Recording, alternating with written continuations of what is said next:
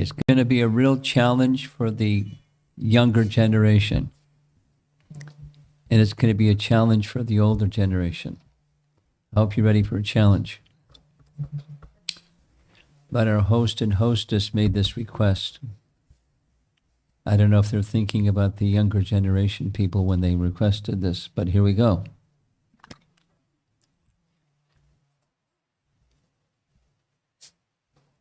Can you see the screen up here? Okay, great, great. Srimad Bhagavatam. Does anybody need any introduction to Srimad Bhagavatam? You all know what is Srimad Bhagavatam? You know what is Srimad Bhagavatam? You know some, okay. Srimad Bhagavatam is the ripened fruit of the Vedic tree of wisdom. The ripened fruit is it teaches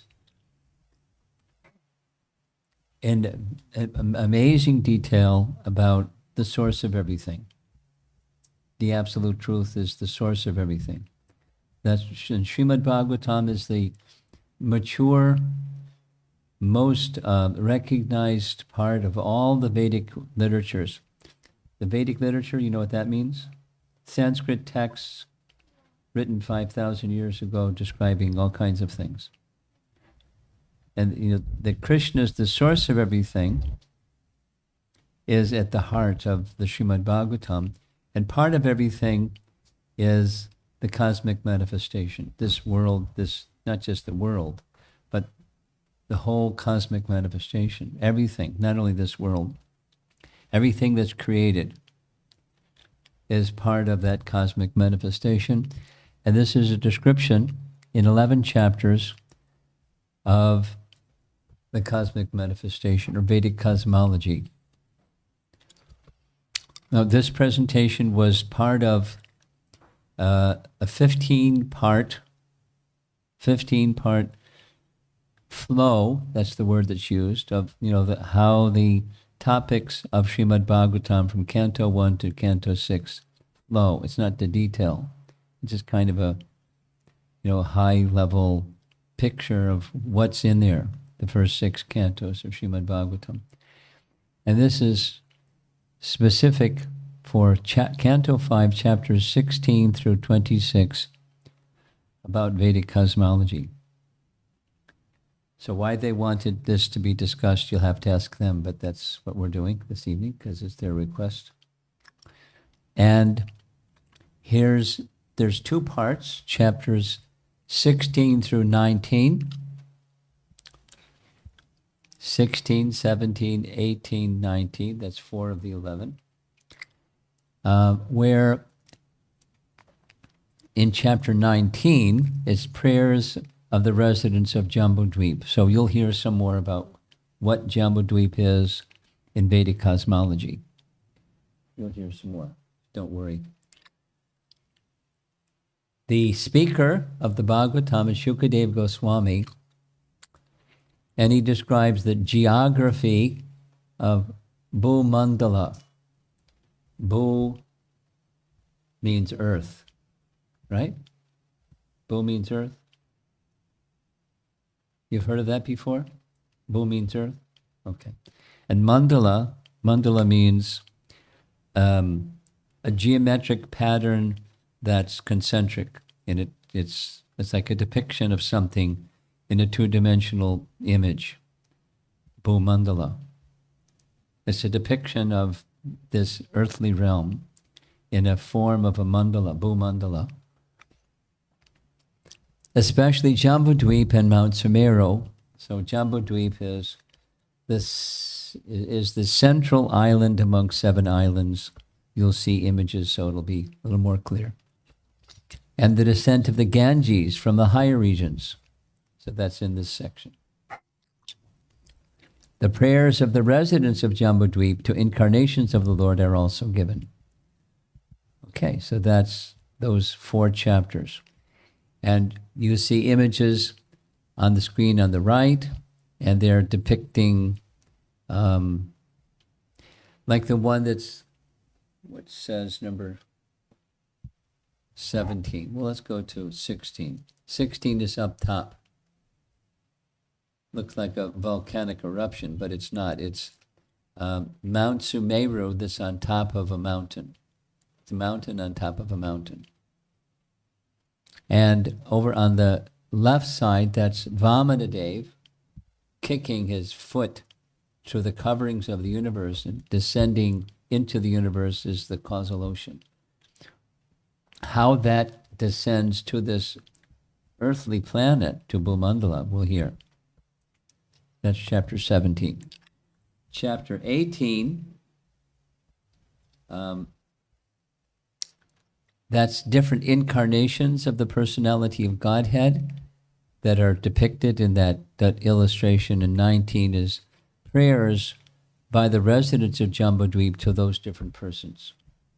Because in Jambudweep, that's the central island of this mandala, Bhumandala, there's prayers by the residents who live there to forms of the Lord. So that's the first 4 chapters. Then,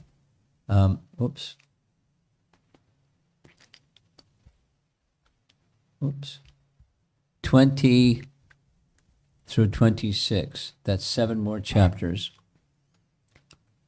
It's further a description of the planetary systems within the cosmos, within Vedic cosmology. Shukadev describes the 7 oceans and 7 islands they surround,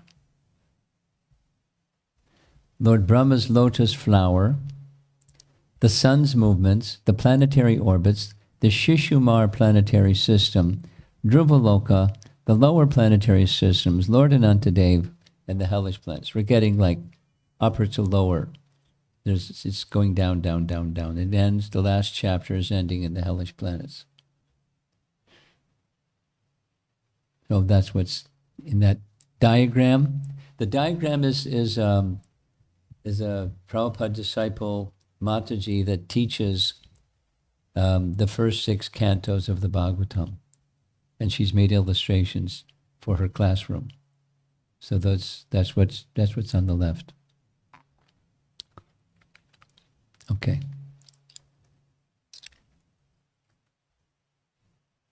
A little background. Science commonly maps observable objects in a 2-dimensional perspective. So over there is a fellow with a telescope.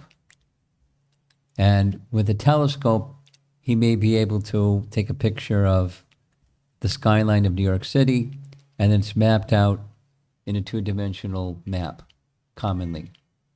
I mean, there's other ways to do it, but that's one common way. Now, the telescope can't see the heavenly planets. That's what's in the upper left. But there's a depiction of all of this in Vedic cosmology, that there's multi-dimensional existence. Some of you that are educated in physics, you know there's theoretical physics, and it speaks of multi-dimensional space. It's not only Einstein said, it's, since then, many people have such ideas. Multi-dimensional space or existence. We hear way back in the first chapter of Canto 5, something about Vedic cosmology. Here's the verse. When Priyavrata was one of the sons of Manu, the lawgiver the giver of laws for mankind, Manu. Swayambhuva Manu was Manu number 1, and one of his sons was Priyavrata. Priyavrata did something pretty unique. When Priyavrata drove his chariot behind the sun, the rims of his chariot wheels created impressions that later became 7 oceans, dividing the planetary system, known as Bhumandala, into 7 islands. So it's just mentioned, and then later we find Maharaj Parikshit starts asking about it in this section, cosmology section. It's just touched on and then expanded later. So he wants, numbers. Cosmology doesn't just have concepts, it says numbers. You'll see as we go along. So the beginning part of chapter 16, text number 3, that's Maharishi Parikshit speaking to Shukadev. When the mind is fixed on the Supreme Personality of Godhead in his external feature, made of the material modes of nature, the gross universal form, it is brought to the platform, that's the mind, is brought to the platform of pure goodness. Now, what I'm going to, the next 3-4 slides is making a statement. The statement is, cosmology is the universal form. The universal form is cosmology, they're one and the same. So this is the beginning of this section where Shukadeva Goswami is saying to Maharishi Parikshit, meditation, what's the purpose? It's to make the mind pure. Meditating upon. Then you go beyond the universal form to Paramatma and Bhagavan. But it's a starting point for those who are entering into yoga or meditation upon the absolute truth, the source of everything. It starts with this, or it can start with this. The Bhagavatam has it in several places. In that transcendental position, that's when your mind is pure, one can understand the Supreme Personality of Godhead, Vasudeva, who, in his subtler form, is self-effulgent and beyond the modes of nature. Oh, my Lord, please describe vividly how that form, which covers the entire universe, is perceived. So it's Maharishi Parikshit asking, tell me about this universal form. Because I've heard that it can make the mind pure, and when the mind is pure, then one can understand Krishna. Shukadeva Goswami's response. It's not every single verse, but here's text 38. Again, the point of bringing these verses to your attention is we're going to be speaking about the Virat Rupa, or the universal form. This whole evening is about that. And there are different depictions of the universal form. What we're going to hear is different than what we hear in chapter 11 Bhagavad Gita. It's the same universal form, but the realization and experience of it is different. So here we go. In the beginning, that's in the second canto, there's a whole description of the universal form that's even different than these two. I have already described how one can progress on the path of liberation. In the Puranas, the vast universal existence, which is like an egg divided into 14 parts, is described. This vast form is considered the external body of the Lord, created by his energy and qualities. It is generally called the Virat Rupa. Virat Rupa, universal form. Virat Rupa, universal form. If one reads the description of this external form of the Lord with great faith, or if one hears about it, or explains it to others to propagate Bhagavat Dharma or Krishna consciousness, his faith in devotion, in spiritual consciousness, Krishna consciousness, will gradually increase.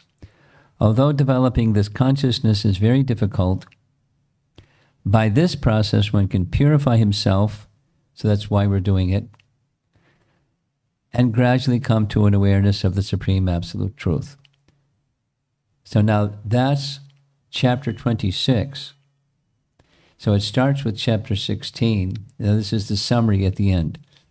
Text 38, here's 39. One who is interested in liberation, who accepts the path of liberation, and is not attracted to the path of conditional life, is called yati, or a devotee. Such a person should first control his mind by thinking of the Virat Rupa, the gigantic universal form of the Lord, and then gradually think of the spiritual form of Krishna, Satchitananda Vigraha. After hearing of both forms, Thus one's mind is fixed in samadhi. By devotional service, one can then realize the spiritual form of the Lord, which is the destination of devotees. Thus his life becomes successful. So that's 38, 39, and here's 40. And then we're going to see a nice little show. My dear king, I have now described for you this planet, Earth, other planetary systems, and their lands or varshas, rivers and mountains. I have also described the sky, the oceans, the lower planetary systems, the directions, the hellish planetary systems, and the stars. These constitute the Virat Rupa, the gigantic material form of the Lord, on which all living entities repose. Thus, I've explained the wonderful expanse of the external body of the Lord. So that's the topic, beginning and ending and everything in between. It's the universal form. There's details and details, very, very far out details. So now, what I'm going to do next is, you've heard, has anyone here not heard of the Temple of Vedic Planetarium? Not heard of the Temple of Vedic Planetarium? You've all heard. Someone over there hasn't heard? You haven't heard? Okay. An international project that's going to cost, mega millions of dollars is to build a temple that depicts the universal form, or depicts Vedic cosmology, and it's called the Temple of Vedic Planetarium. You know what a planetarium is? You know what a museum is? So a planetarium is kind of like a museum where it depicts the planets. That's a planetarium. Like an aquarium. It's, fish in the water, and that's an aquarium. So a planetarium is the planets in the sky. So it's a Vedic planetarium where this description in the 5th canto is going to be on exhibit with moving parts. Ooh, moving parts. In a big dome. So you're in the temple room looking up, and you see this 3-dimensional thing that's showing what 5th canto is saying. And now I'm going to show you a little rendering that the person who is narrating is the person in charge of the Vedic Planetarium construction, development, and concepts and everything. So there's a nice girl that knows how to use graphics, and she made a graphic depiction. And you're going to hear his voice. This is Antardweep from Australia. Below, you see Anantashesh. Shortly, you're going to see what's below Anantashesh. It's Lord Kurma. But we're going to start with Anantashesh, and then we're going to go up.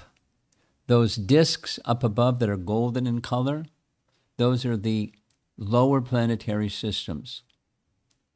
The 7 lower planetary systems, just depicting, in a graphic form. And on a ledge, you're going to see above Anantashesh is Ananta, who is giving Bhagavatam instruction to the 4 Kumaras. And then we're going to go up and up and up, and then we're going to go out, and we're going to go in, and we're going to go up, and you get a whole picture of this Vedic planetarium, a 3-dimensional depiction. Some parts are going to be moving. You'll hear him say it. The moving parts are from Bhumandala up to heaven. And then the parts above that are not moving because they're not moving. They're fixed. But the moving parts, what we see in the sky, that's Bhuvarloka and Swargaloka and the Saptarishis, the Big Dipper. And then they're all revolving around the pole star. You've heard of Dhruva, right? So Dhruva Maharaj is residing in the pole star. And the pole star in Vedic cosmology picture is above the heavenly planets, and it's below the upper four planetary systems. That's where Dhruvaloka is. And the planets are moving like a chandelier. A chandelier hangs from something. There's a little thing that's holding the chandelier up. Then supposing those crystal pieces were moving around in a regular pattern. That's what the heavenly bodies are doing. And they're moving around the pole star. So that's what we're going to see. And then there's planets above that and so on. And Bhumandala has got lots of detail in it. And especially in the middle is the Jambudweep island. Dweepa means island. Dweepa means island. And the one in the center is Jambudweep. And then there's names for the other islands that are outside.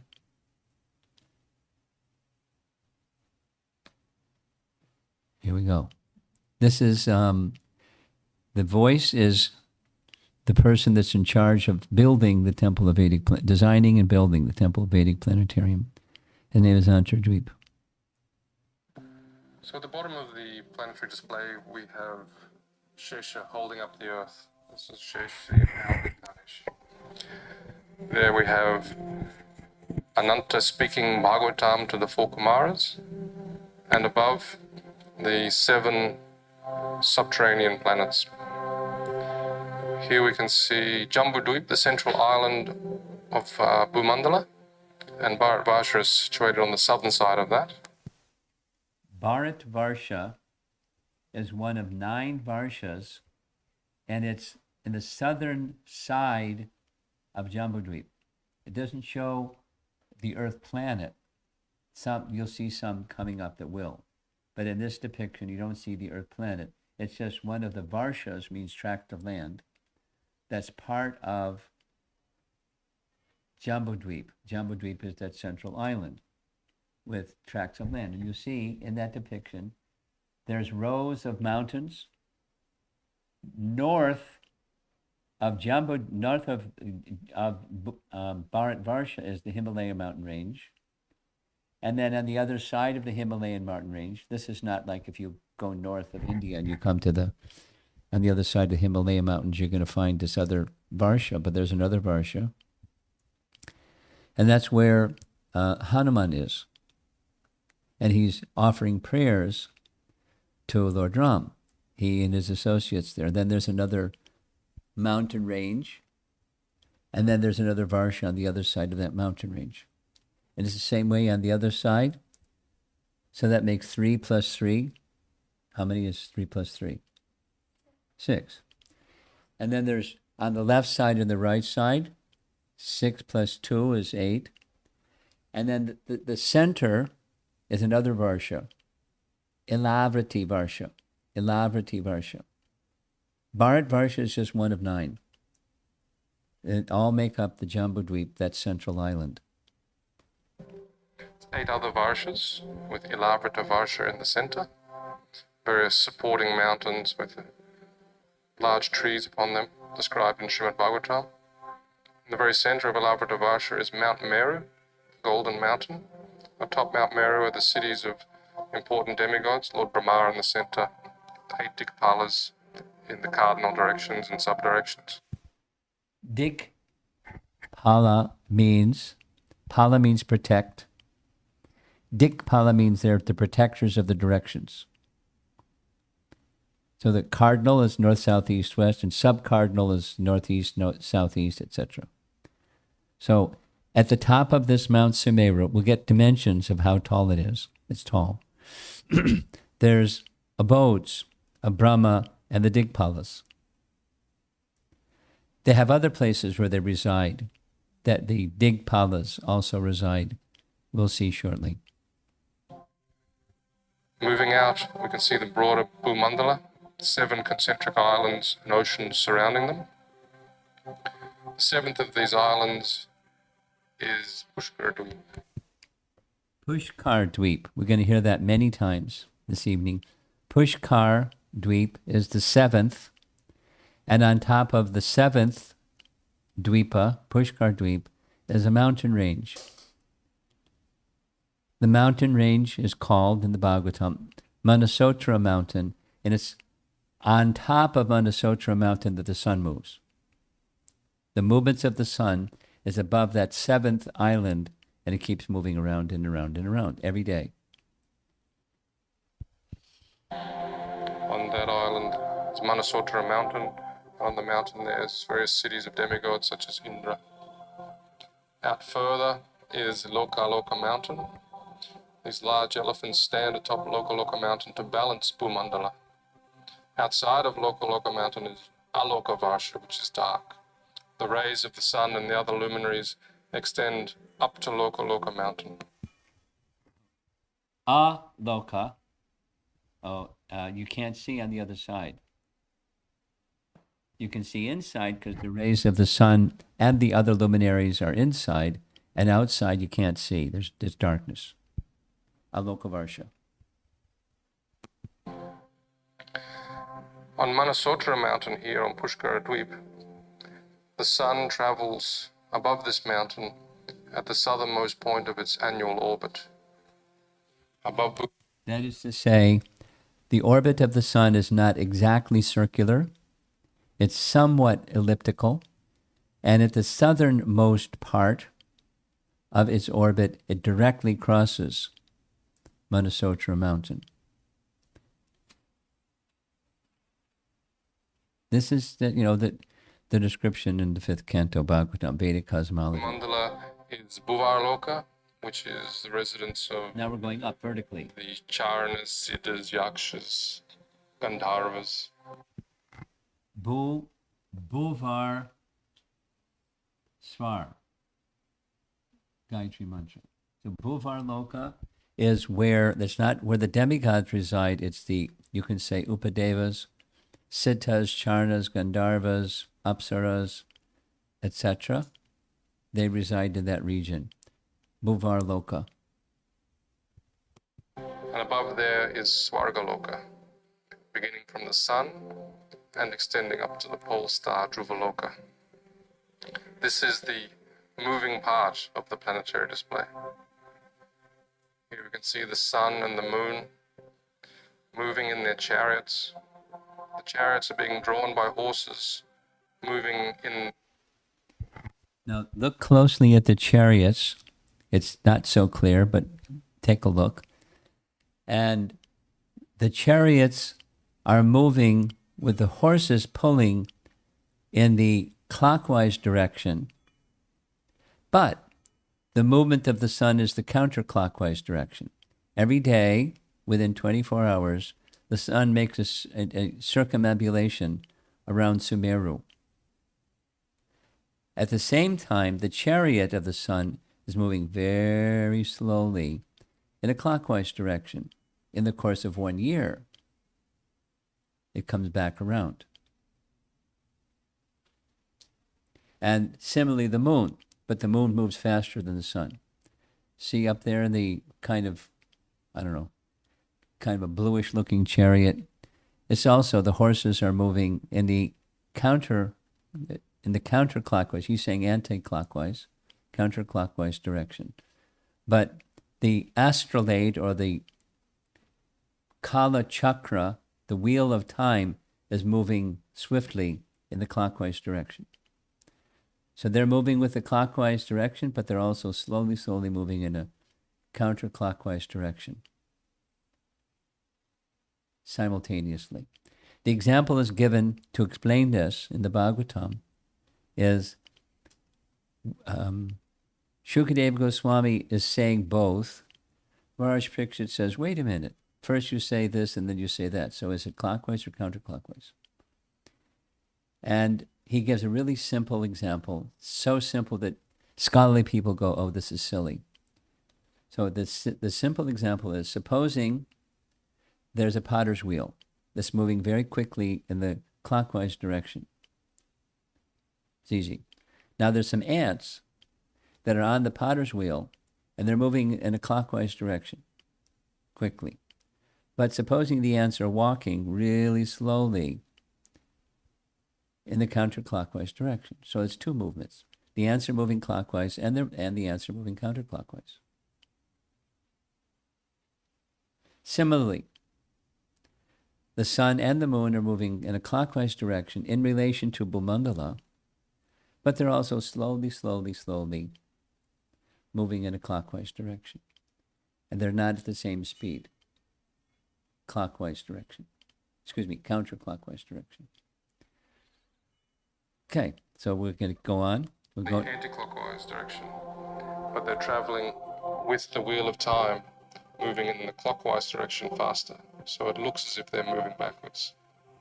Above them, the zodiac of stars, more planets, and another realm of stars. So here we can see everything moving with the Kala chakra, circumambulating the axis that connects Mount Meru with Dhruvaloka. Above these planets, we come to the planet of the seven sages, Saptarshi. seven sages, also known, at least in the West, as the Big Dipper. That's, you can see in the sky. And the seven sages planets, or the Saptarishis, or the Big Dipper, is just below Dhruvaloka.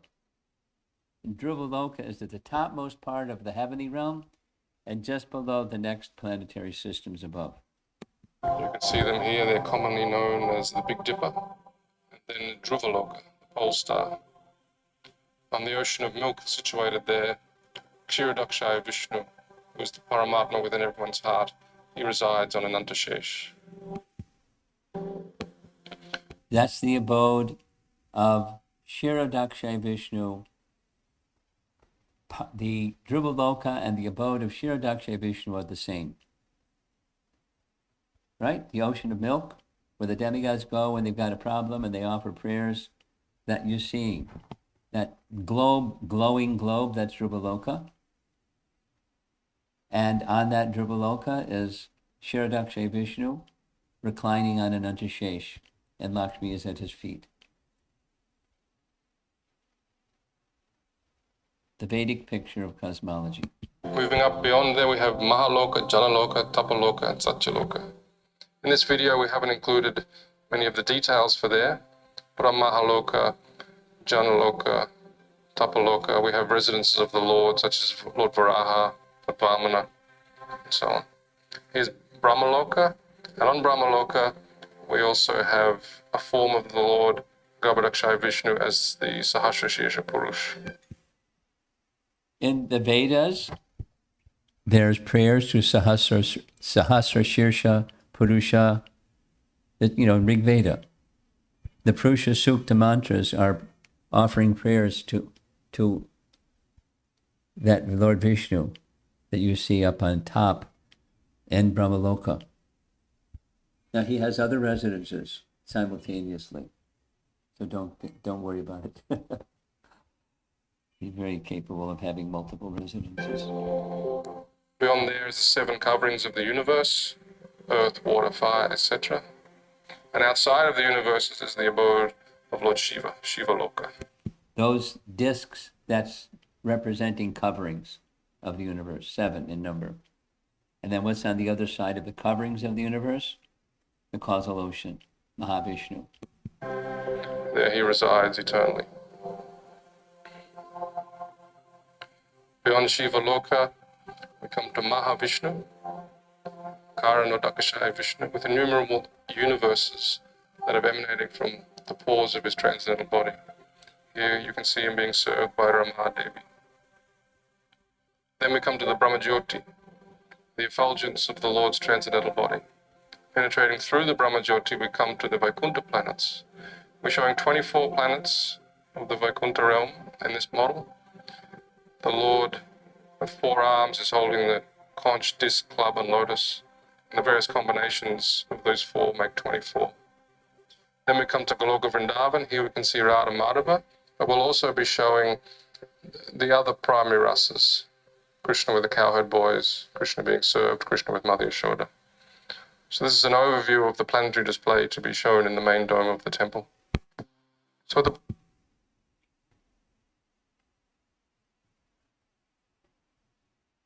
Entertaining, huh?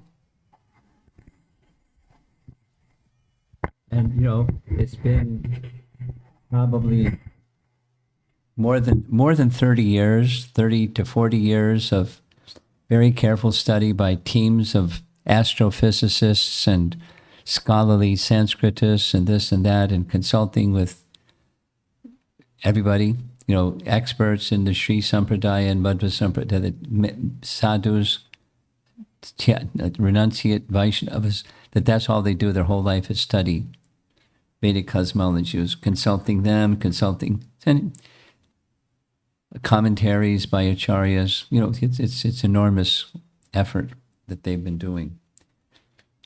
Compliments to them. And this is just a simple depiction of what it's going to look like when it's done. Now, we're going to move to Bhumandala, and the graphics that you're going to see were given to me by somebody who made them, and so don't ask me for a copy because I can't, because it's somebody else's property. But they kindly let me have a copy. So here's a circle. That's the Bhumandala, and in the center of Bhumandala is Mount Sumeru. And then around Mount Sumeru, hovering around the seventh island of the seven islands, above Pushkar Dweep, and the mountain range above Pushkar Dweep is Manasotra Mountain. There goes the sun. The sun's going to make some movements. But when the sun is over there on the left side, on the other side it's dark. So King Priyavrata didn't like that. He wanted everything to be light. So what did he do? He got a chariot that can move really fast.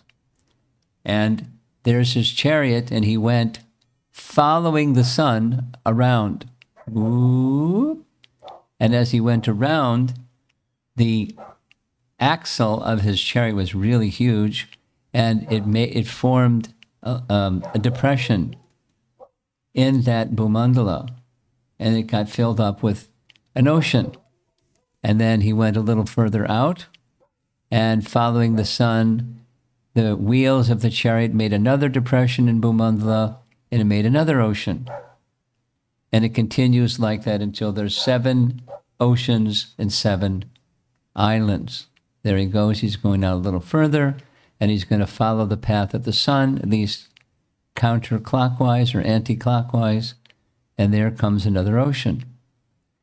And so it just continues. This is the graphics of, I don't know how they did this, but there's other even more difficult graphics. So that's how Bhumandala, the history found in the first chapter, and then explained further how the 7 oceans and 7 islands were formed by the chariot wheels of King Priyavrata, the firstborn son of Swayambhuva Manu. Okay, so each of these islands have names, and each of the oceans have names. They're made of different substances. And then on the outside, that's this Loka mountain range, really tall mountain range. Okay, so now we're going to the next slide. Here's a side view of the same thing. And the upper 4 discs, that's what's above Dhruvaloka, Maharloka, Janaloka, Tapaloka, Brahmaloka. And then there's all these planets that are moving. So Bhumandala has 7 islands and 7 oceans, and there are different ways of depicting all of that. So now we're going to go into some details of the names and distances from the center. The center is this golden mountain, Sumeru. There you see it. So now there's Sumeru at the center, and within the Bhagavatam, 5th canto, it gives names. Let's see if I can get this thing to work. Here's Pushkar Dweep, and there's the sun making its counterclockwise motion around the 7th island called Pushkar Dweep, there's Manasotra mountain, on top of which, or just above which, the sun moves. And here it gives some distance. I can't read, the letters are too small. But, the distance between Sumeru and where the sun is. And then the distance between where Sumeru is and where Loka mountain range is. And it gives numbers. So now at the center, this is our Jumbo Dweep at the center with its 9 varshas, one of which is the Earth planet, or Bharat Varsha. So now here's another picture of Jumbo Dweep. You saw there's some mountains surrounding Sumeru, and they have names. Down here in the southern region, that's where the Earth, or Bharat Varsha, is. And just north of Bharat Varsha is a mountain range called the Himalayan mountain range. And there's names for these mountains that are surrounding Sumeru. So now we're going to fill up this picture slowly. There's Bharat Varsha, that the Earth planet in a sphere down at the, like 6 o'clock in that circle. There's Sumeru extending up above. And then there's the first mountain range. And then there's a second mountain range. And then there's the third, and there's the fourth, and there's the fifth. So at the center of all of this, where Sumeru is, that's the middle Varsha called Ilavrita Varsha. Ilavrita Varsha. Now we're going to go out from Ilavrita Varsha. There's the ocean. We'll see, Mount Sumeru. Jambudweep is in the middle of this saltwater ocean. That's the first ocean surrounding the central island. Then the circle is Jambudweep. And there's Mount Sumeru at the center. And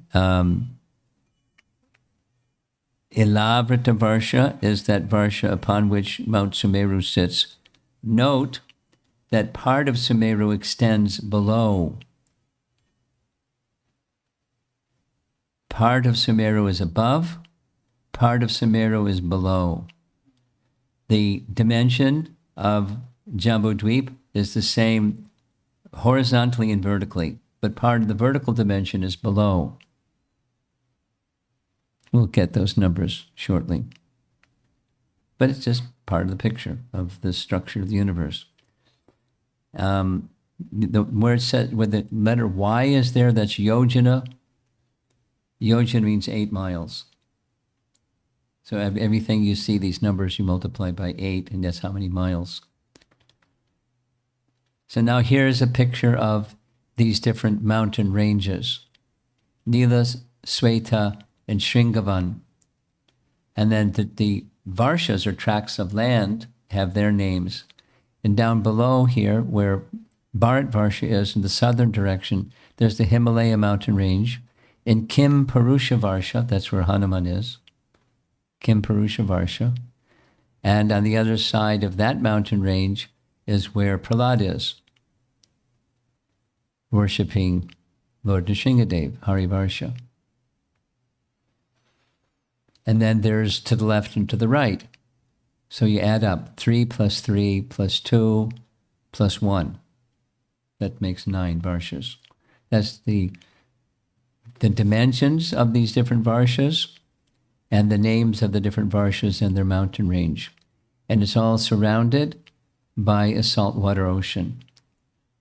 There's the saltwater ocean. There's the central island, Ilavrita Varsha. And then there's the mountain ranges, north and south, the Varshas, north and south, and there's the picture of, with numbers, of the central island, Jambudweep. When you read this in the Bhagavatam, your head will spin. This makes it a little easier. It's still a little head spinning, but it's definitely easier. With all these numbers, how many So there's height and there's width and there's this and there's that depiction. Now this is a closer look. There, you notice in the north, south, east, and west, there's the Ilavrita Varsha. There are some mountain ranges there, and there's trees up on top of those 4 mountain ranges, right next to Sumeru, that circle at the center. So here's, we're going to take a look now at going concentrically out from Jambudvip. In the center there, you see Jambudvip with its varshas and the mountain ranges. Then on the outside, there's an ocean of salt water. And then now the green circle, that's the next island out, Palakshadweep. And surrounding it is an ocean of sugarcane juice. Sounds yummy. And surrounding the green circle is the next circle. And that next circle is Samali Dweepa, surrounded by an ocean of liquor. Doesn't say what kind of liquor, but probably not what you buy in stores, some other kind of liquor. And this is a detail that I was very curious about. When you, in reading carefully, when Govardhan Hill descended to Bhumandala, that's where it descended to Simhala Dweepa. And it's where Palashtamuni went on pilgrimage, found Govardhan, requested Govardhan to come with him, and Govardhan consented. Like, how that works, I don't know. It works through higher dimensional space somehow, but how, I don't know. But Palashtamuni was able to go there. He found Govardhan and so forth. So some higher beings have the capacity to travel in higher dimensional space. We don't. To us, it's like a mystery. Okay, so that's the red colored islands, Shamali Dweepa. It's named after a certain kind of tree, a Shamali tree. Then the next island out, it's a purplish looking Kusha Dweepa, surrounded by liquid ghee ocean. And the island surrounding that one, because they all have names, is Cruncha Dweepa, the milk ocean. There's the white ocean surrounding it. And then another island surrounding that island called Shaka Dweepa, the churned yogurt ocean. And that's pretty much it. Then we get Palaksha Dweep that has on top of it Manasotra Mountain that the sun moves around. Now all of this is names and, what are we going to use all this stuff for? It's just, it's a depiction of the structure of the universe that by meditating upon it, according to what we heard Shukadeva Goswami say, one's mind can become purified to the point where you meditate on the form of Krishna and you get the picture of Krishna's form better by meditating on all of this. So that's that mountain range, Manasotra mountain range. And you see that globe on the, like around, 7 o'clock down there? That's the sun. And the sun moves on top of Manasotra mountain. There it goes, moving around Manasotra mountain. Now, this depiction shows it's largely circular, but it's more elliptical than it shows. That's okay. Now, here's another picture of the same thing.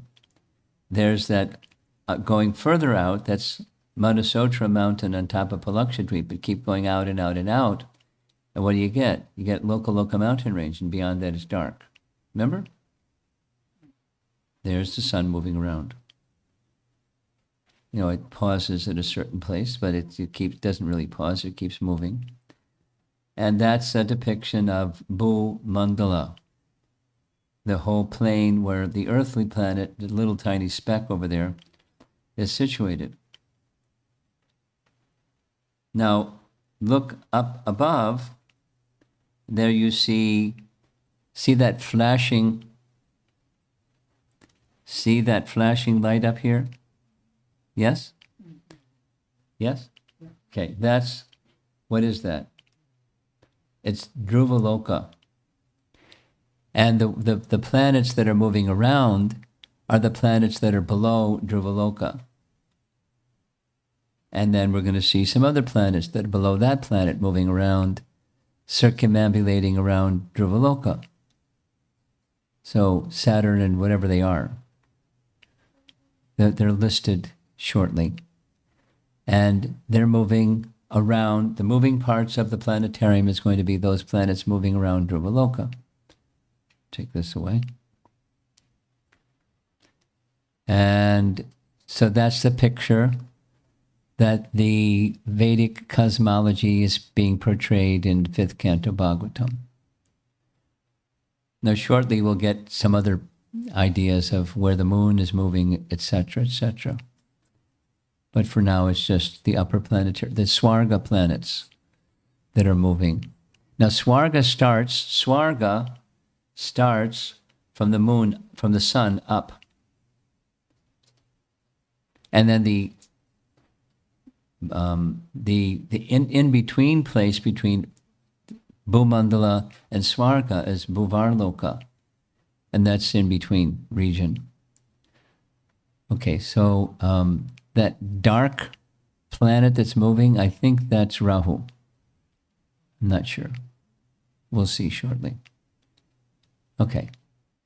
Now, there's the Golden Mountain at the center of Jambudvip, or even, the center of the 9 Varshas, Ilavati Varsha.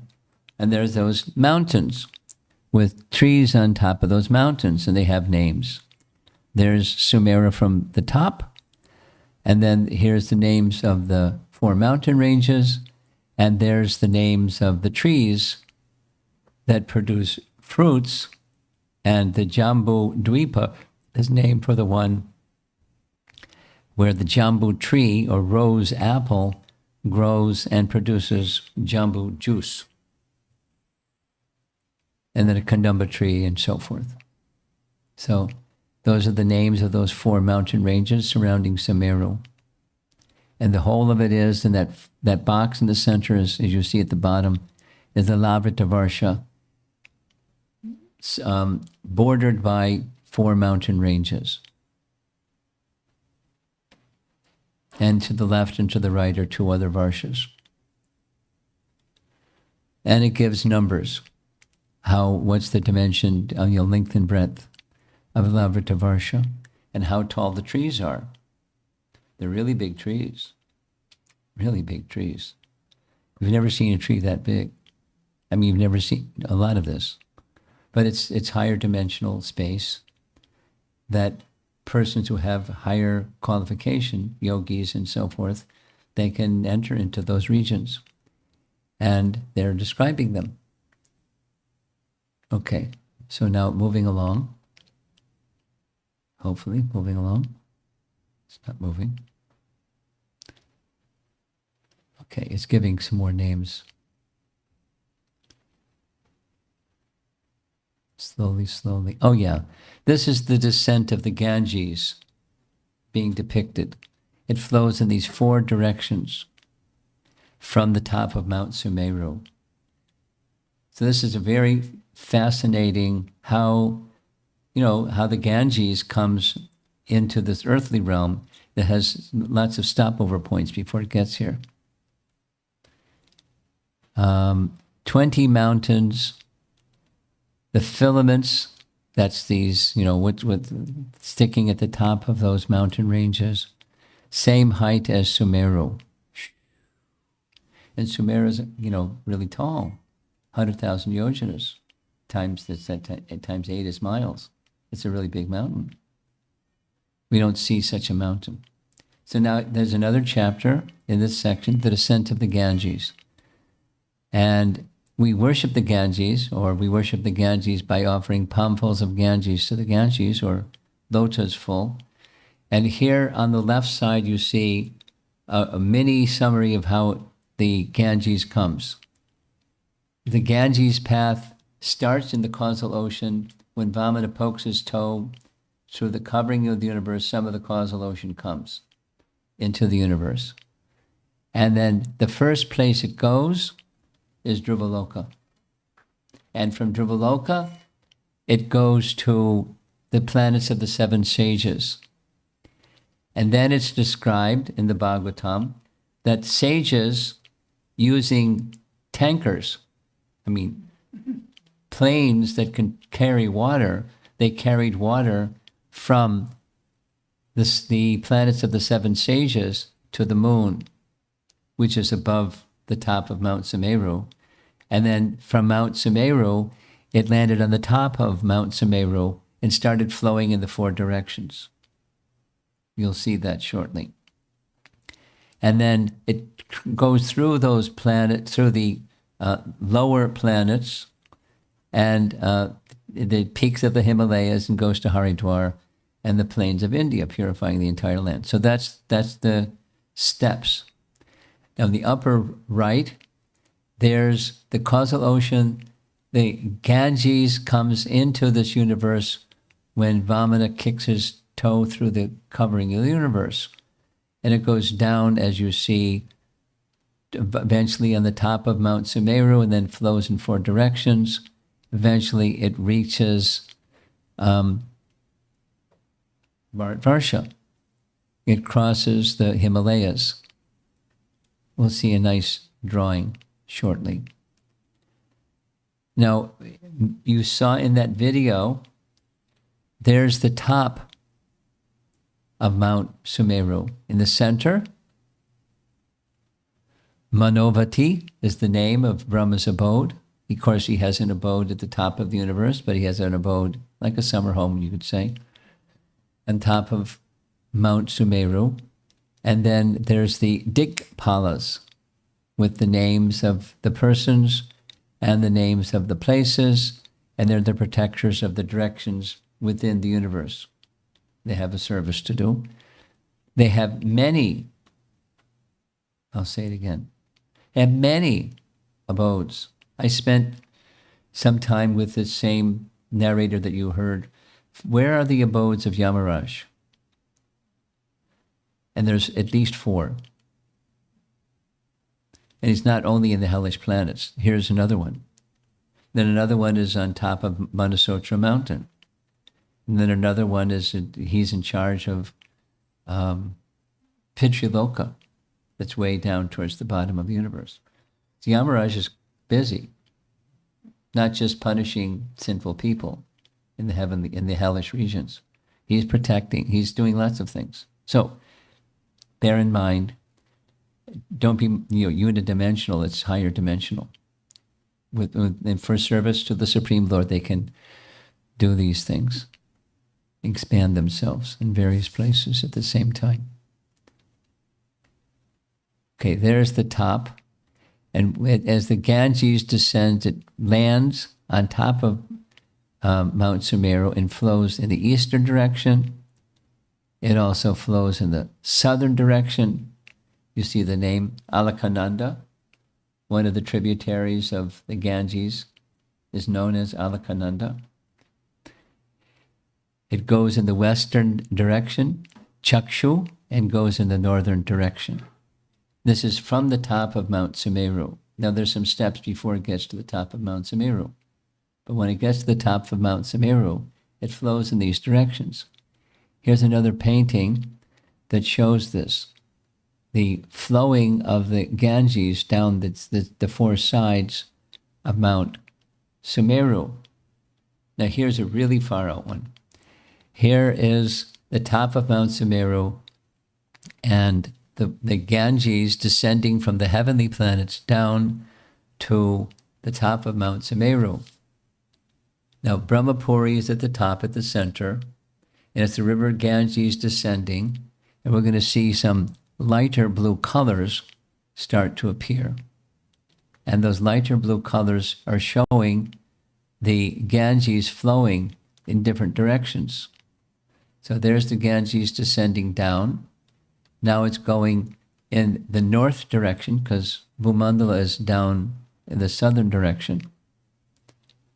And it goes down the whole side of Mount Sumeru. It lands on one side of that mountain range, Mount Sweta. It crosses Mount Sweta. It crosses the next, and it enters into the saltwater ocean. And it does the same thing in each of the four directions. In the westerly direction, it does the same thing. And here is enters into the saltwater ocean, crosses the mountain range. Here is the Ganges descending from Mount Sumeru. It falls on top of Mount Nishada. It crosses Mount Nishada into the Hemakuta mountain range. You see that blue depiction. Crosses the Himalayas, and eventually it makes its way to, on the other side of the Himalayas, to Mandala, and flows into the ocean. And the same thing, the other side. That's the depiction of the descent of the Ganges. Now this is the Bhagavatam version. It's very similar, not identical, with Ramayana. Maybe some of you know in Ramayana, this question, when Ram and Lakshman are traveling with Vishwamitra Muni, they cross the Ganges, and Ram asks, can you tell us the history of the Ganges? And he tells the history of the Ganges. And it's similar, but slightly different. Very similar, but slightly different. This is far more detailed, how the Ganges descends, going down the side of Mount Sumeru into the ocean. So now we're going to go backwards. There's the Earth planet, or Bharatvarsha, and there's Sumeru, and there's the mountain ranges north of Bharatvarsha, and there's the mountain ranges further north of Mount Sumeru, and the tracts of land in between those are Varshas. And there goes the Ganges, crossing one mountain range, crossing another mountain range, etc., etc. That's the depiction of how the Ganges descends to Bharatvarsha. Nice graphics, huh? Makes it a little, you read it, it gets mind-boggling. Okay, that's the ocean of milk. There's Mandala, there's Sumeru, there's these mountain ranges. And one of those mountain ranges is where Hanuman is, on the right side, offering prayers to Lord Ram. And on the other side of the mountain range, that's called Kimpurusha.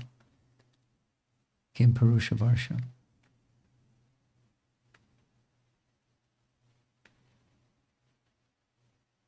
Okay.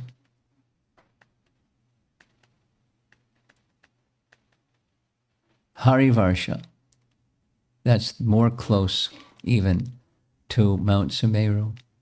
And what's there in Harivarsha? That's Prahlad offering prayers to Lord Nrsingadev. We find all this in the 19th chapter of the 5th canto. So there's Bharatvarsha, the earth planet. There's Mount Sumeru once again, and there are different Varshas, that Bharatvarsha. And from the Himalayas comes the Ganges. Take a deep breath, because we're going on to the next topic. The movements of the sun. It's described in the Bhagavatam that the sun moves on a chariot that has an axle. The axle on one side is fixed to the top of Mount Sumeru, so you know how tall. On the right side, that's the wheel. The wheel moves as if a wheel moving on top of Mandasotra mountain. And then there's a chariot moving in a counterclockwise direction. And there's the sun god riding on his chariot. And there's the wheel. So now we're going to see this depicted in from a side view. So at the bottom of the universe, bottom half is the Garbhodak Ocean. And Lord Ananta is upon the Garbadak Ocean below. It doesn't show it here yet, but it will. It's Kurma. He's resting on Kurma. And he, Lord Ananta, is holding up Bhumandala, the upper planetary regions. Not just Bhumandala, but you see in this slide, let's see if I get this thing going here. This here is the lower 7 planetary regions, the lower 7. And below the lower 7 are the hellish planets, right here. Whoops. The hellish planets. And in the same area as the hellish planets is Pitraloka. The bottom, there's like a lot of hellish planets, but they're just kind of squeezed in. They don't take up a lot of space in the universe. And above that is Pitraloka, in case you wanted to know where is it in the universe, that's where it is. And Yamaraj has service in both places. And above Pitraloka is the 7 lower planetary systems. And then there's the Bhumandala, which is the bottom of the upper 7. And then we're going to start to see all these things up here move around. These are nakshatras, the minor constellations. Up here is a major constellation, the Saptarishis constellation. And here's the moon. From the position where we are, we'll see the moon moving through the 28 nakshatras. We'll see the sun moving forward when it moves through. And we'll also see right here is Canto. And Rahu is also here. I think this is Rahu. This one over here is Rahu. We'll see them all moving. It's kind of, it's just standing still for right now. But they're all moving around what's up here. That's Dhruvaloka. So below Dhruvaloka, the Big Dipper, the Saptarishis. And below that is the other planets, Saturn, Jupiter, Mars, Venus, etc. Down here is the moon. There's Rahu, this black planet is Rahu. And over here is Ketu, that's that red one. And they move around in that in-between region. You know, they're below the sun, but they're above the earth. So what that region called? Bhuvarloka. Bhuvar, Svargaloka. So the upper is Svargaloka. Okay, whoops, let's go. Watch everything start to move. That's Saturn. There's Mars and Mercury. There goes Jupiter. And now notice the moon is also moving through the nakshatras, and look like the sun is also moving already. And that red mark is Ketu and Rahu. They're moving and moving and moving and moving. And, you know, astrology people know how to calculate all those things.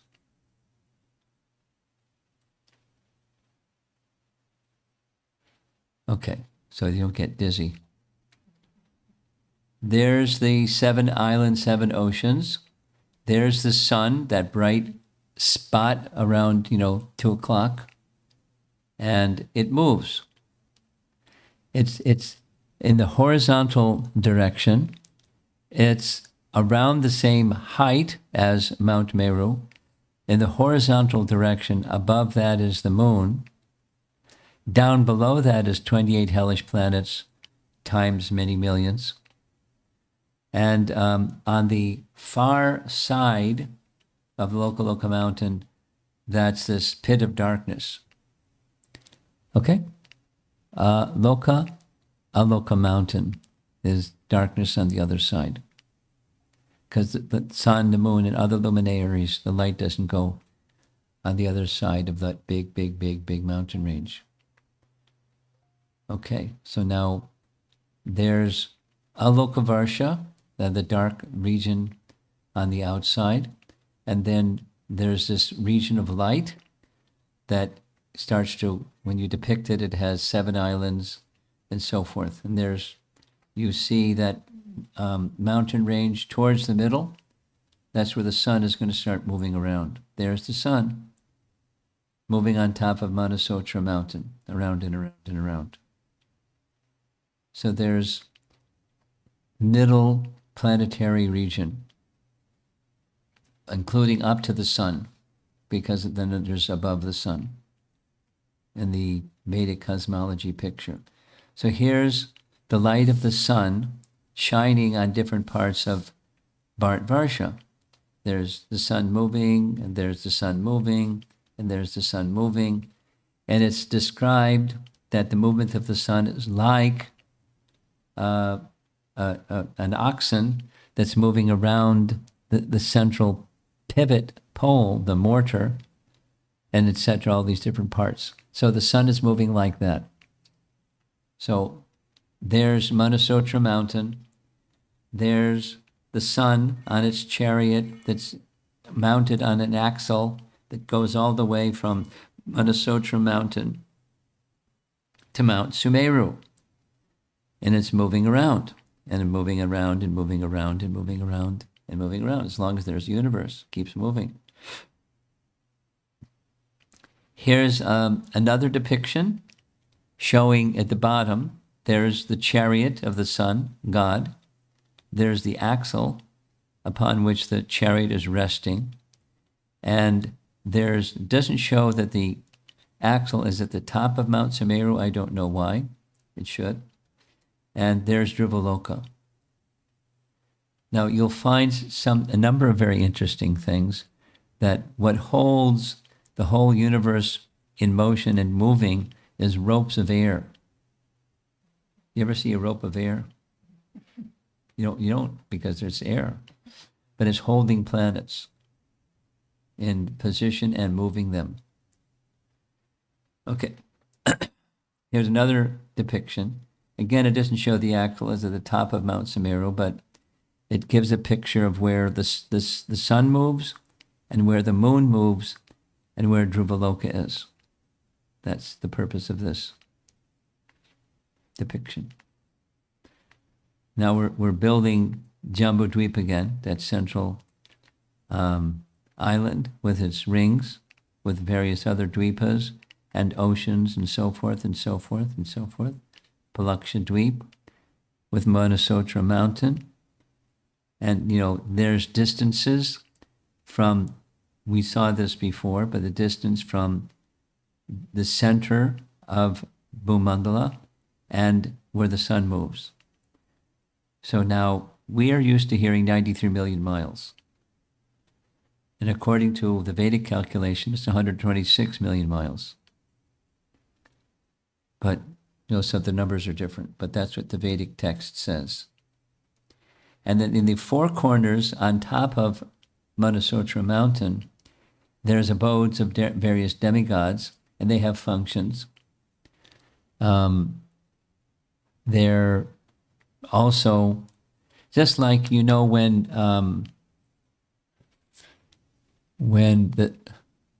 the brother of Ravana underwent austerities and he got a benediction, he said, I want to become a demigod, one of the Digpals. Which one was it, Varuna? Which demigod did he become? The brother of Ravana. Kuvera. Very good. Yes, Kuvera. So Kuvera has one of these abodes, and that's where his abode is. Kuvera, thank you.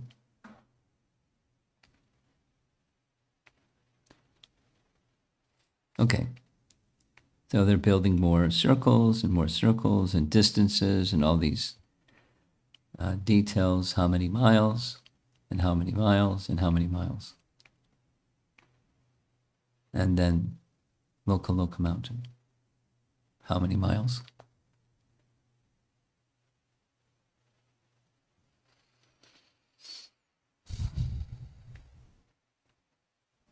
Okay.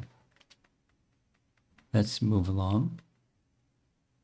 There's the sun moving on top of Manasotra Mountain with these 4 protectors of the directions. Doesn't, subdirections are protectors on top of Mount Sumeru, but at this level it's also on top of Manasotra Mountain. Now here's the Zodiac in Sanskrit and in English. And the Zodiac is a way of measuring time with it, the movements of the sun and the movements of the moon. So here's something I'm not so sure that they had this right. Movements and glories of the sun. Clockwise and anti-clockwise movements of the sun. The motion of the potter's wheel are different from the wheel. That's this example of the ants on top of the potter's wheel. As the potter's wheel is spinning fast, the ants are moving fast, but they may be moving slowly counterclockwise. Okay. The Lord as the sun god arranges seasons, following Varnashram and worshiping the Lord as the sun. One can very easily attain the highest goal. 1 month, this is the question. Is this correct? 1 month is 2 fortnights of bilunar calculation, or the time for the sun to cover 2.25 constellations in a day and a night for the Pitris. Does that sound right to you? The 30 lunar days. So 1 month is 30 lunar days. But the solar, because the moon moves faster, it's 28. Yeah. That's all it's saying, backwards. So where it's, the Pitri Loka, we saw where it is, way down. And I don't know how the sun reaches way down because it's below Bhumandala. But in any case, that's what it says in the Bhagavatam. I've seen that several times. 2, time required to move over half the zodiac belt is called one Ayana. There we go. Whew. Okay, more technology, more terms. Keep going. Moments and glories of the moon.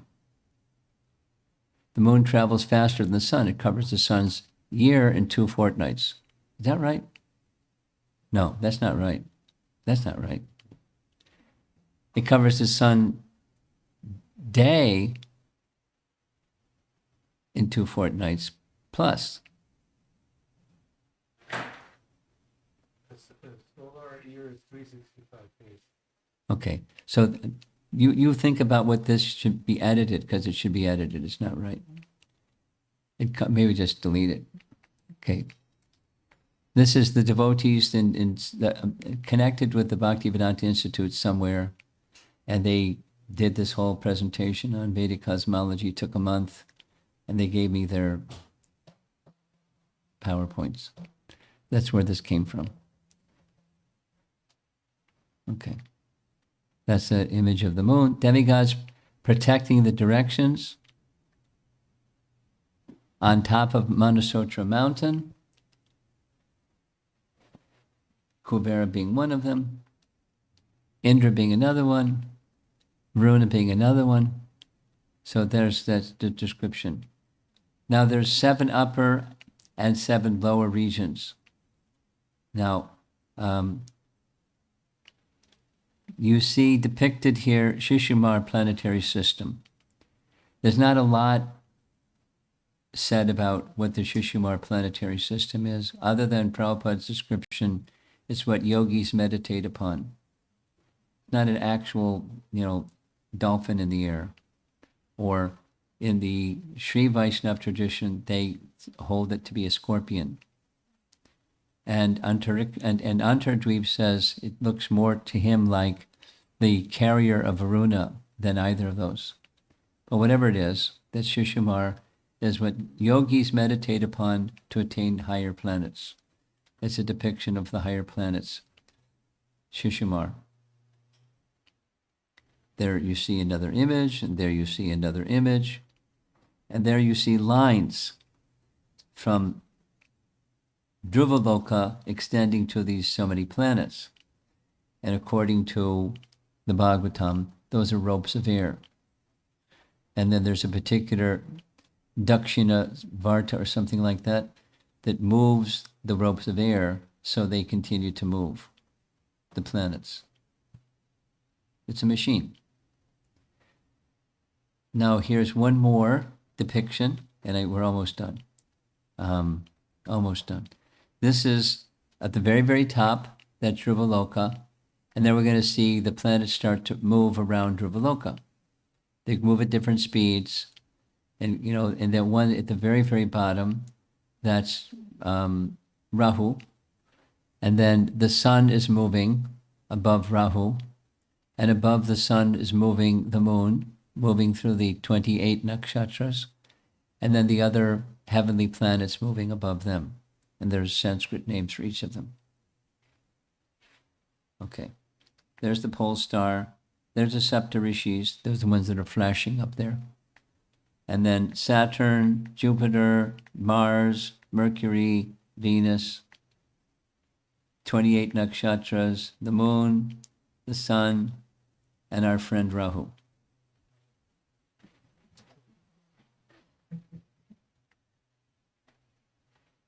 And Mount Sumeru. Notice that Mount Sumeru sticks below some number of yojanas below Bhumandala. And it's going to start giving directions. There's Svarga planetary system is the sun up to Saturn. And then above that, below that, there's Bhuvar Loka, where Rahu and Ketu are. And then the plate there at the bottom is Bhumandala, Bhuvar and Svarga Lokas.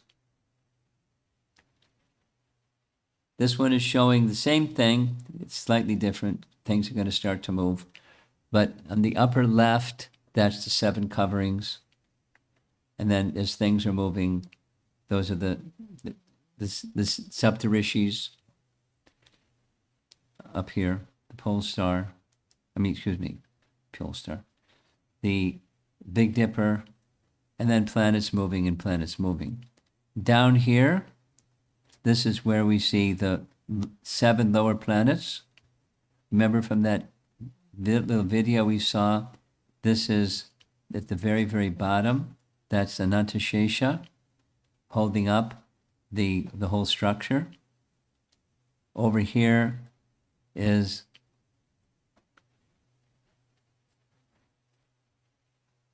what does it say? Pitraloka. And it gives the dimensions.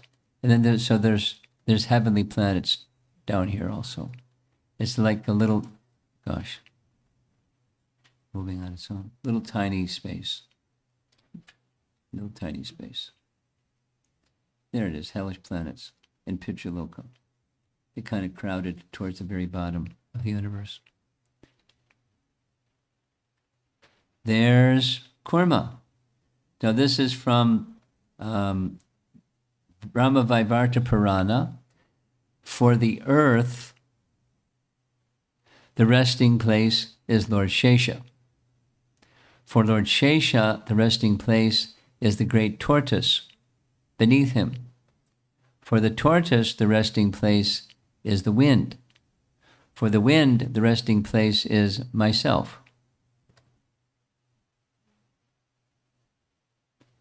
That pretty much takes care of everything. And up here, remember those elephants on the edges to keep everything balanced. And then the names of everything over here where the planets are. So Maharloka, Janaloka, Tapaloka, and Satyaloka. That's the abode of Lord Brahma up here.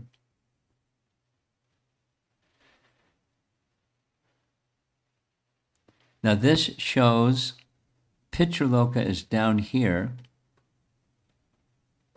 below the 7 planetary systems, Pitraloka, and then below that is the hellish planets.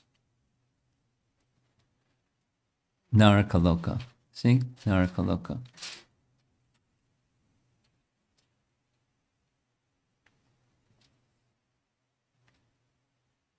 You asked for it.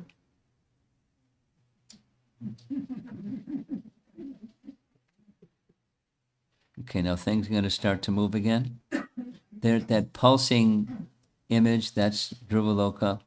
And then the planets are moving, and the planets are moving, and the nakshatras, and the moon is moving, and everything's moving. Everything above is moving, and down below they're not moving. Okay. There's the 7 lower planetary systems. Below that is Naraka and Pitraloka. Notice that Sumeru has some portion of that golden mountain below Bhumandala. You see, whoops, I'm sorry. There it is right there. Some portion of Sumeru is below Bhumandala. The rest is above. This is showing the subterranean planets down below Naraka and Pitraloka. This one has the measurements of how much space they take, and it's tiny compared to everything else. The Mount Meru that's below is 16,000 yojanas, and above is 84, making 100.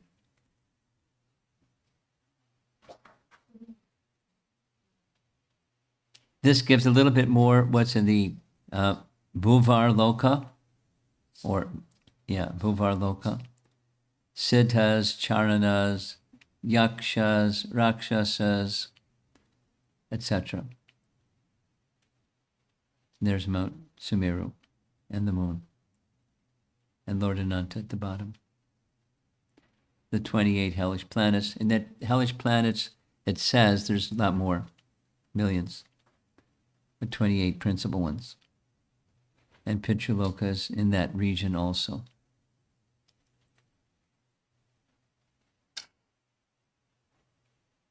Okay, so there's the hellish planets. There's what their names are, the descriptions of what happens in those places. Not a nice place. Please don't go there.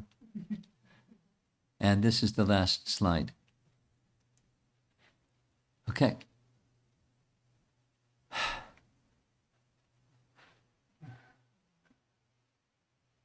So that's Canto 5, chapters 16 through 26. That's a depiction. It's one of the depictions. It's a very detailed depiction of the universal form. And that's what the Temple of Vedic Planetarium is going to be showing, as you saw that 3-dimensional model. And how to get moving parts in India, I don't know. I guess they've got it figured out. I think it's going to be a challenge. It's probably going to break down a lot. Excuse me. But people who come there are going to look up in this dome of the planetarium and go, wow. And then there's going to have to be devotees that explain it. Now, my understanding, because I asked, is are they planning to explain how does this match the modern scientific picture? The answer is no. Our plan is not to show how it compares. Our plan is to give an accurate depiction of Vedic cosmology. Now, that's not going to be satisfying to scientists, probably. So I don't know. They're very busy figuring out how they're going to handle questions. Because there are other depictions of Vedic cosmology other than this. Although this is just showing what the Bhagavatam says. But, without going into it, there are other persons that say different things.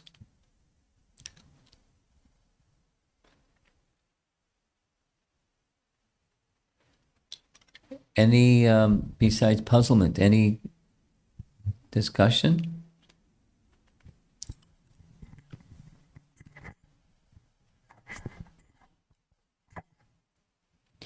Hare Krishna Guru Maharaj. One thing from this, what's the significance of this Vedic cosmology? Is it to appreciate how Krishna created this complex universe and thus fix mind on Krishna, or? There's many purposes. The whole of the Vedas, as you know from Vedanta Sutra, is inquiry into the absolute truth. The absolute truth, by definition, is that from which everything comes. So this is an explanation of that from which everything comes, and how it connects with the source. Because in the earlier cantos, especially 2 and 3, there's sarga and visarga, creation and subcreation, what Vishnu does, what Brahma does. And then what he does, this is what he does. And this is the Vedic picture of what he does. The world in which we live, and beyond what we don't know what else is out there. And there's the science anyway. So it's intended. There's one of the purposes is to delineate the absolute truth from which everything comes, and this is some aspect of that from which everything comes, and it's an aspect of Krishna. It's one of Krishna's forms. And another purpose is for one who reads it and studies it and etc., is to purify the mind to the point where one can meditate on Krishna's original form in a purified mind. It's to help you get there. So that's another purpose of all this description. It's one of the Lord's forms. So if we're interested in the Lord, what's his form of the universe?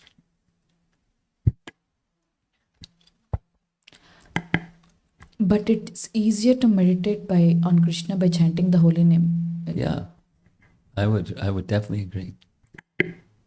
But I'm not Shukadeva Goswami or Maharaj Brikshit or Vyasadeva, and they included it. They included it multiple times. In the Bhagavatam, Canto 2, Canto 3, and Canto 5. Nifty descriptions of the universal form, and it's in Bhagavad Gita, so it must be important.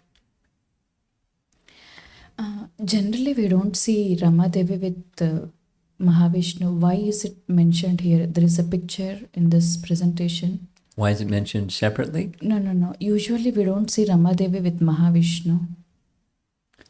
Usually, you don't see what, Rama? Ramadevi Yes. along with Mahavishnu. Yes, you're right, and that's wrong. Because according to the Bhagavatam, she's there, but she's within. She's not massaging the Lord's feet. I noticed that also, but I didn't remark anything.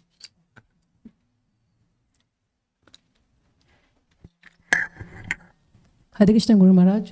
Maharaj, in Bhagavad Gita, in chapter 11, in purport, Prabhupada told very clearly that one should not think about Krishna's universal form, because One should not do what? think about Krishna. I mean, devotees, they don't meditate upon Krishna's Virat Rupa, because devotees should focus on Krishna's Shyam-Sundar form instead of focusing on Virat Rupa form, because Virat Rupa form is not for devotees. It sounds like a contradiction, right? Yeah, that's what So I that's was what your thinking. question is. Why this contradiction? Yeah.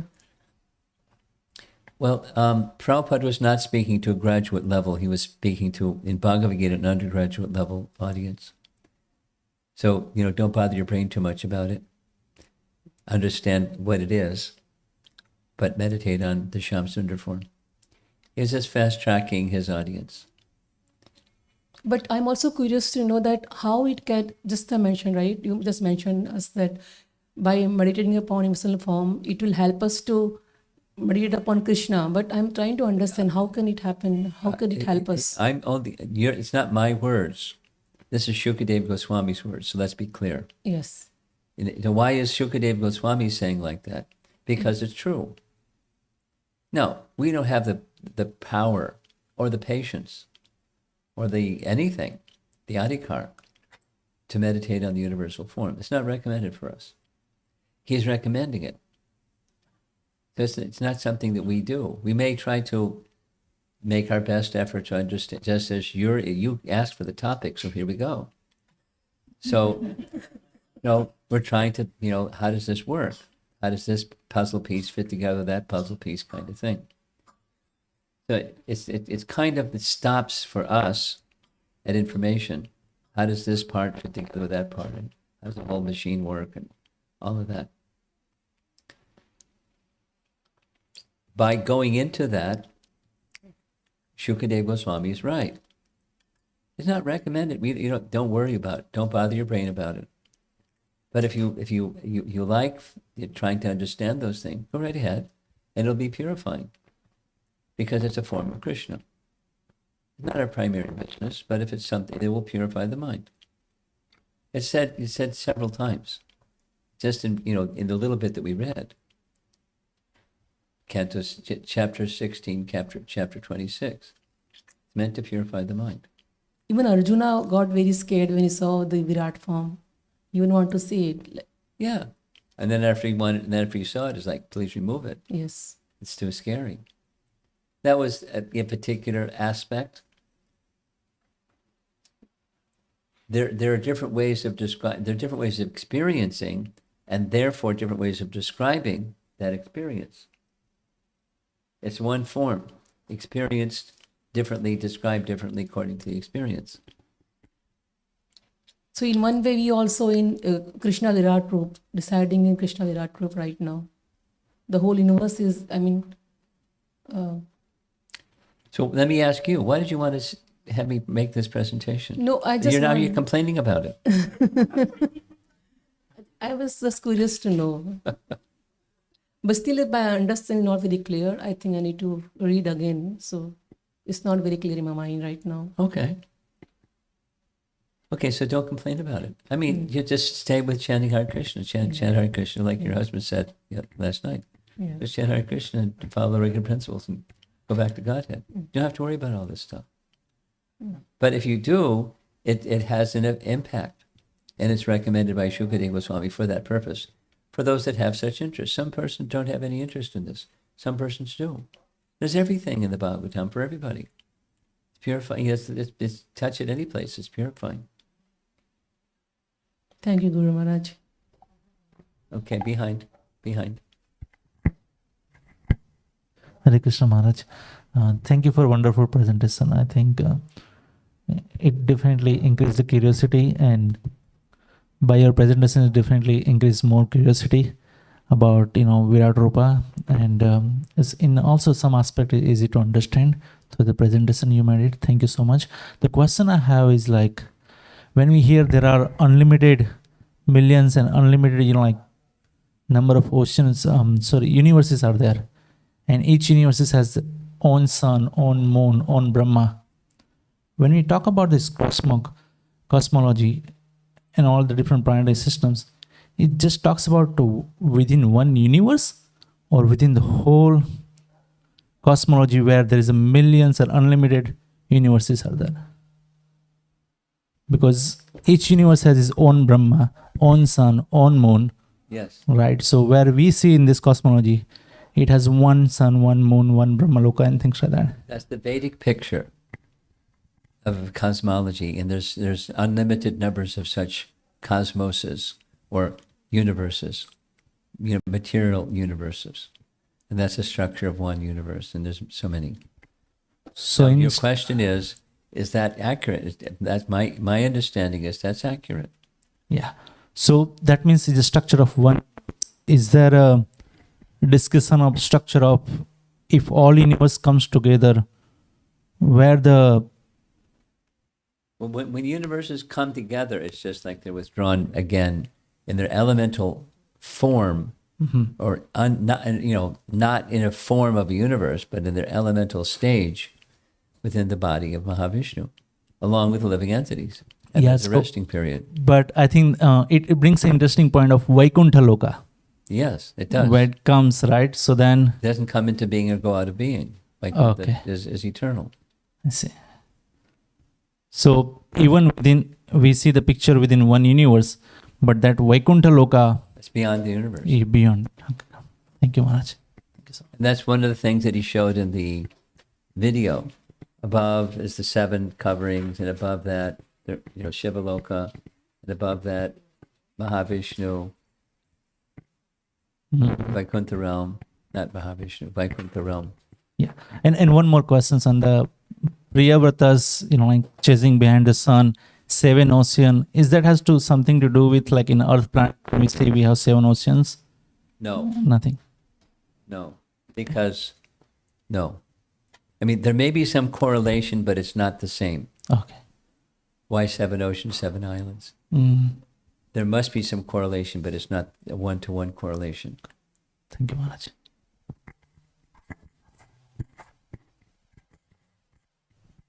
Krishna Maharaj, when we present this to kids, and then we immediately the question they have is, "Oh, Bhagavatam says the Earth is flat, and Earth's really not flat, so Bhagavatam is wrong." So I don't That's- hear that. that's a very common Okay, well, argument. how do you answer that question? Yeah. So how would I would answer?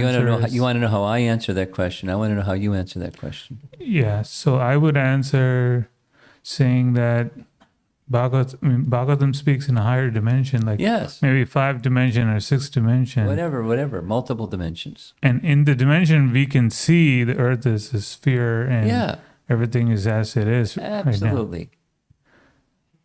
now. Okay.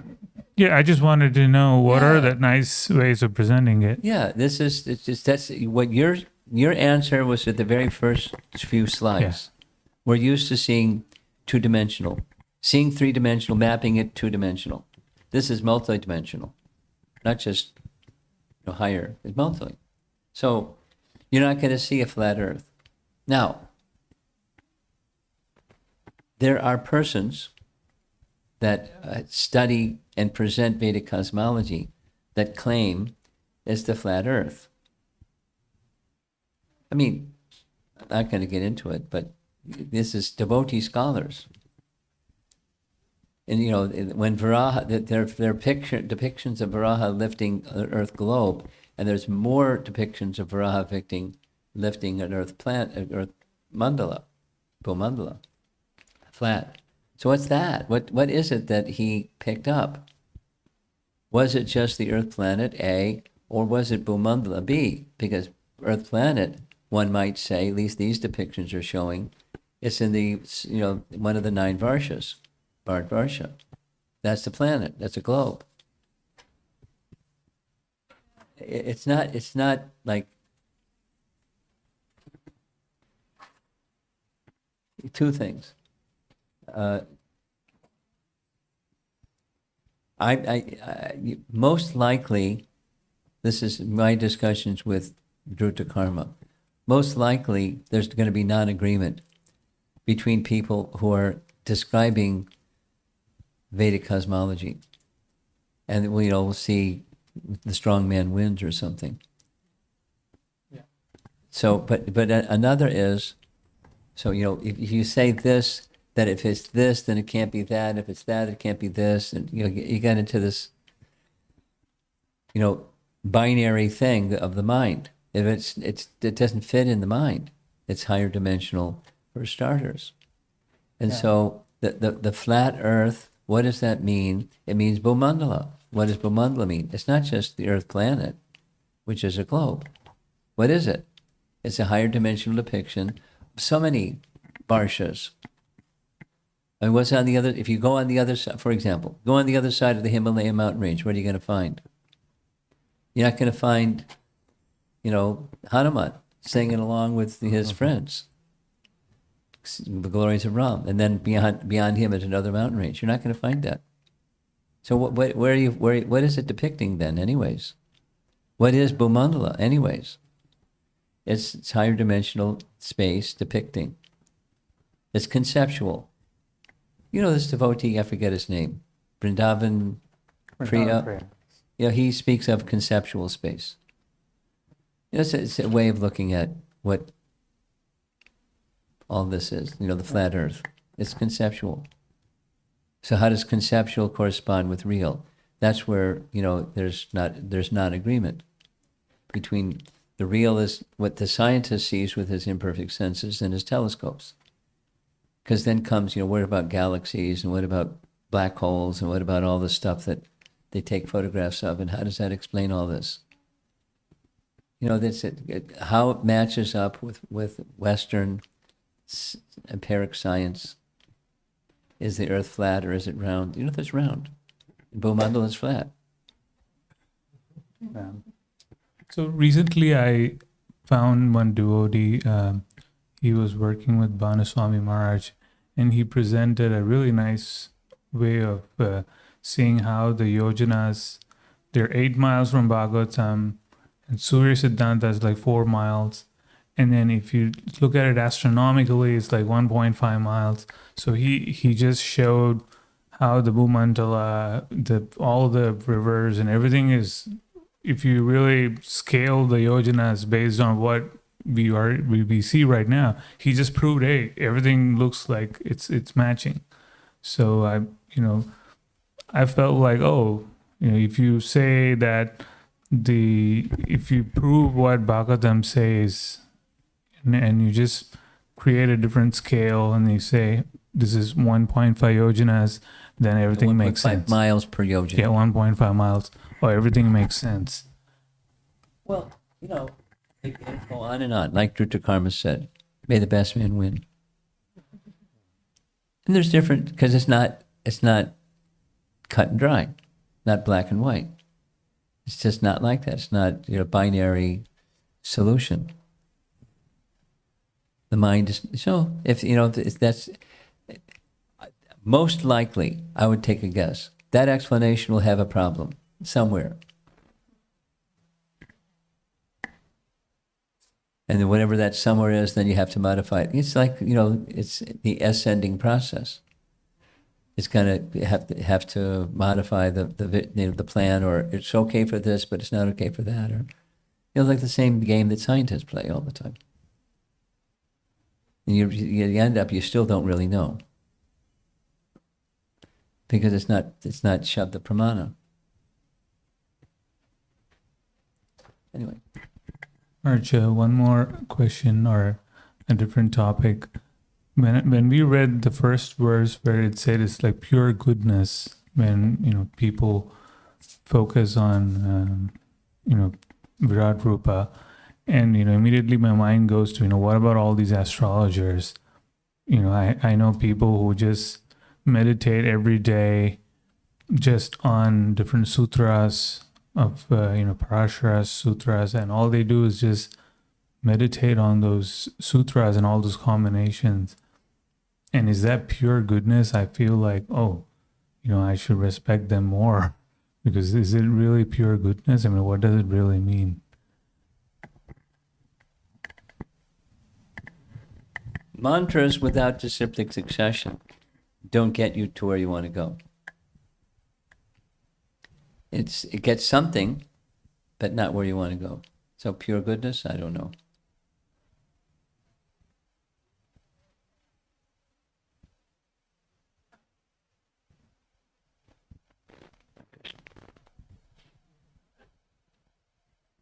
Arch, in the same thought process that, you know, the previous Prabhu asked about when we saw the Bhumandala, and then this, you know, at the top there is, Lord Vishnu with different universes coming out, and it's easy to think that does each universe have its own Bhumandala, or Bhumandala is a pretty special place, like it's like a karma bhumi, and nowhere else there's nowhere else there can be shaped or structured like this one. Yes. This is a one of a kind, and everyone's got another kind and another kind. That's a possibility. I mean, I'm not any authority to say no or yes. It's a possibility. But my understanding is it's a structure that is repeated.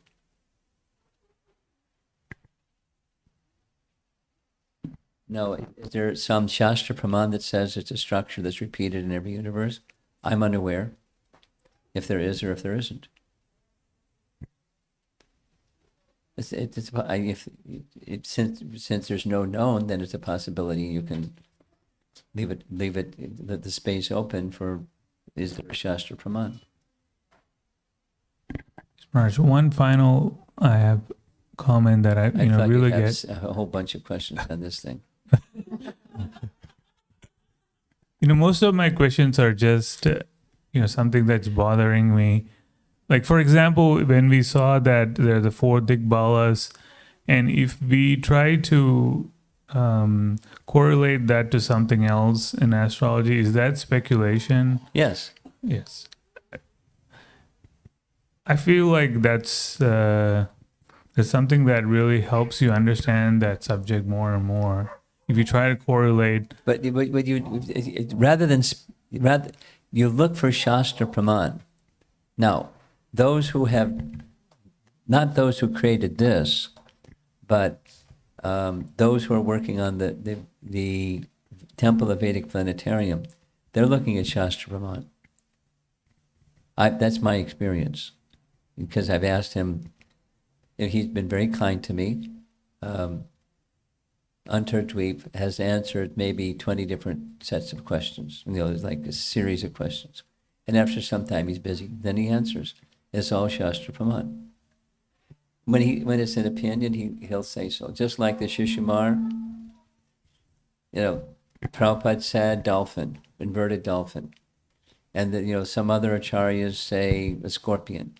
And he says neither of them actually match what the Shishimar, how it's described as the carrier of Varuna. So then he's like, this is an opinion. But for the most part, it's just Shastra Praman. Because it's real easy to get on your horse of speculation and go for a ride. And all over the place. Go, end up coming back where you really just still don't know. Yep, I've seen some people saying that even the Smriti is a sort of an intuition that gets passed around, or maybe Vyasadeva. Sure. It's an intuition he got. Yes. And when you get an intuition that this is probably that, then isn't that... You better be qualified like Vyas. Like our acharyas. They would give descriptions of pastimes of Krishna that are not found in Vyasa's writings. And we accept them. There are other people that just make things up. We don't accept them. They may be, cute. Then anyway, this gets into Tattva Sandarbha. There's some that are just generally accepted by people in general. And then we just accept types of pramana. Atihiya, it's called. But, we want Shastra Praman. When you get into this, qualified persons certainly get realization. And according to the realization, they're impelled to express their realization. But their realization must be consistent with and not inconsistent with Praman, Shastra.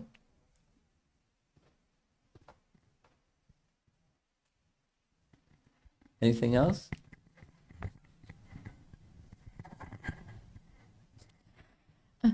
Guru Maharaj, in one of the slides, it's there. You have shown 4 elephants. Which planetary system is it? It's in Bhumandala. They're mounted on top of Manasotra mountain. This part of Bhumandala.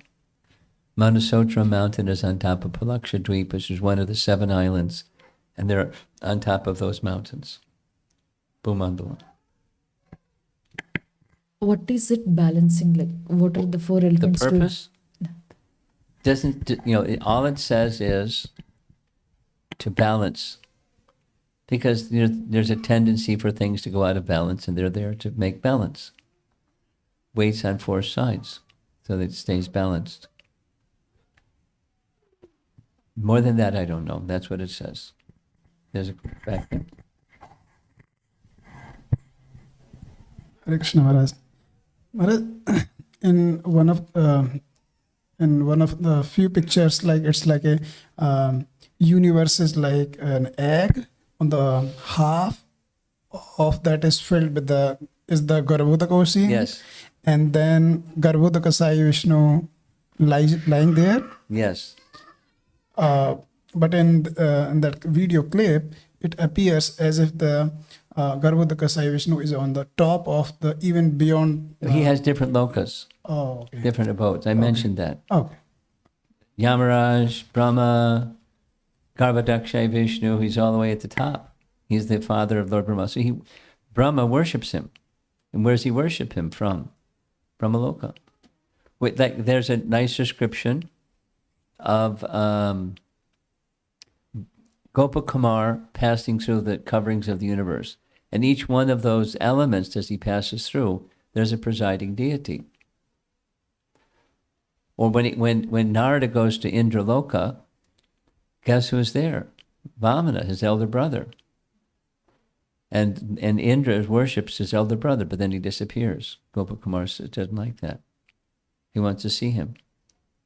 But he also has a place at the bottom of the universe, protecting Bali Maharaj. So, no problem. They can have multiple places.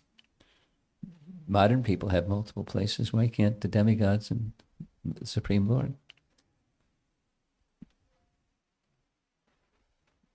I was a little surprised, when I saw this, I asked him, what's that? Because, Garbhodakshay Vishnu is at the bottom. Comes the stem and all that.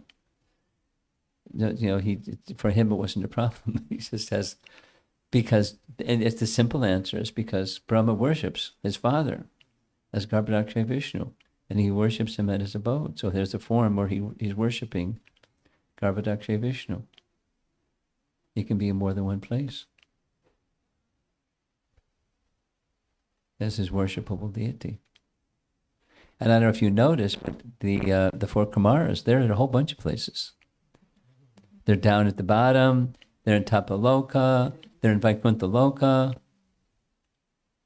That's a question that Gopakumar asks. Like, hey, wait a minute, Narada, I see you so many places. And Narada says, I told you this before, you probably didn't catch it. But those of us who are servants of the Lord, for the service of the Lord, he can have us expand our forms and serve in multiple places simultaneously. It doesn't give the technology of, how you expand yourself in multiple places. But that for service to the Lord, that's one of the, among the unlimited potencies. It's not like multiple jivas. Exactly how it works, the technology isn't described. The devotee of the Lord can be expanded by the Lord or can expand for multiple services. It's not the same as Krishna expanding in rasa dance with so many gopis, or expanding in Dwarka with so many Krishnas. It's not the same. It's not absolutely different either. It's for service. These are higher things that, like, wow, how does that work? Maharaj, just a quick question. Like, this is the structure and architecture of this universe, right? Or is this the typical for all the universes? That was his question. That was his comment, and you're asking the same question. I did not get it, so... His question was, this is our universe. Are all universes like this universe? Like this? Or are there multiple options of models? Though it's not the language you use, but that was the question, right? Something like that? Is there, anyway, okay. This is a model. For sure it's a model of our universe. Is it the identical model for all universes? One sun, one moon, etc., etc. One Sumeru. the islands were made by King Priyavrata. Is there King Priyavrata in every universe that makes the islands? And we don't know.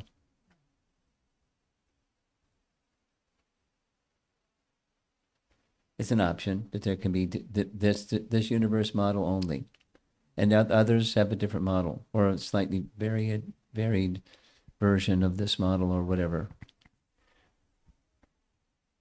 I don't know. But how do we know anything? We throw it through Shabda Pramana or Shastra Pramana. I don't know any Shastra that says the answer to this question.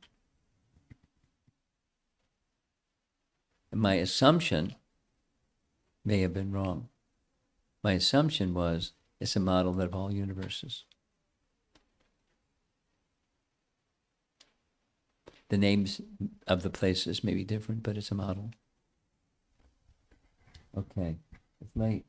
Srila Prabhupada,